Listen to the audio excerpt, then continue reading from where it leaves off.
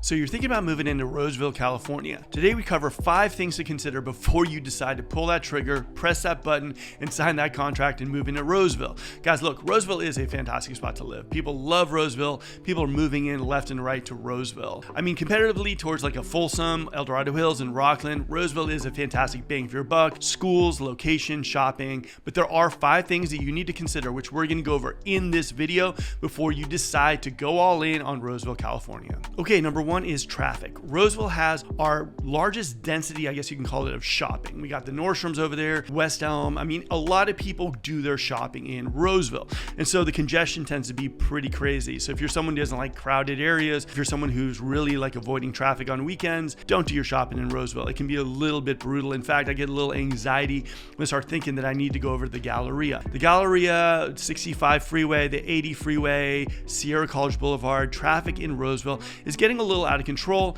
so expect a little bit of traffic if you move to Roseville. I would say Roseville, probably outside of downtown Sacramento, is probably the largest amount of traffic and crowded space in all the Sacramento metro. Number 2, not all Roseville is created equal. West Roseville is a lot different than Roseville. I mean, in fact, in West Roseville, it takes you about 15 minutes to come to Roseville. So it definitely is a little bit of different of a vibe. A lot of people who we show houses to in West Roseville don't really feel like they're getting the Roseville experience. I personally like West Roseville because there's a lot of new homes out there, which you're not going to find typically in Roseville, but it's really, really different. So just before you're making the move to Roseville and you see houses in West Roseville, just check Google Map, GPS it a little bit, and figure out the schools, figure out like the distance to jobs and everything too.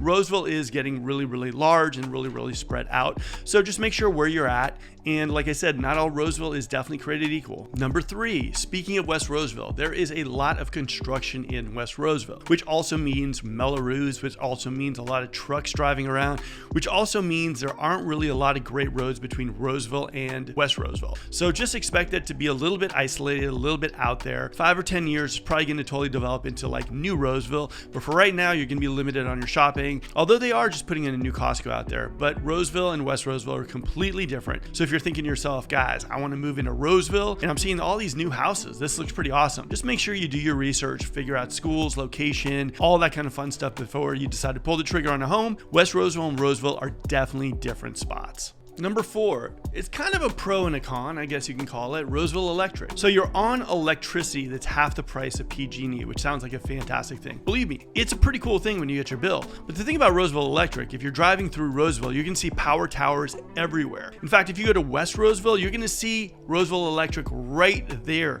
sometimes out of your backyard. So they weren't really too strategic about where they put their power towers. I mean, I've shown houses at times where the house is absolutely gorgeous and there's actually a power tower in the backyard. So as much as I love Roseville Electric, as much as I love a cheap electric bill, I mean, they definitely weren't as smart and they didn't really realize how big and fast Roseville would grow.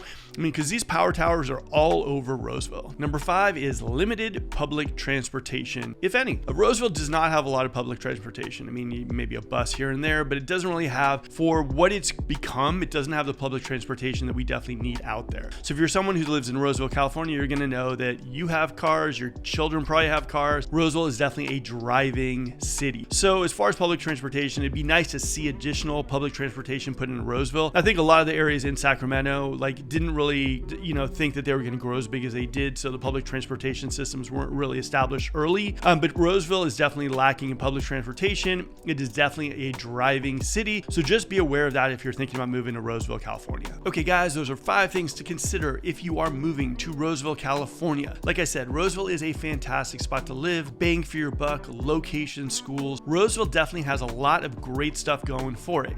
Now, on this channel, we're going to be dropping videos on the various areas and communities and everything else Sacramento related. So please like, subscribe, and also we take requests. So if you have a specific spot that you want me to do a video on, comment below. Now, my team is one of the largest relocation teams in all the Sacramento metro. So if you're thinking about moving in and you want to talk to someone about the relocation process, let us know. We're always up for a conversation. We've also created 2 PDFs just for you. One is a relocation guide. This is A to Z on moving into the Sacramento area. It will save you hours and hours of time. Downloadable right there. Number 2 is we've been working with a lot of first-time home buyers. They're scared, they're confused. This is a huge purchase. So I created this PDF that's going to take you from the moment that you look and you think, think about buying a house to getting your keys downloadable as well too. My name is Mark. I'll see you in the next video, guys. And if you're looking for that team, we got your back.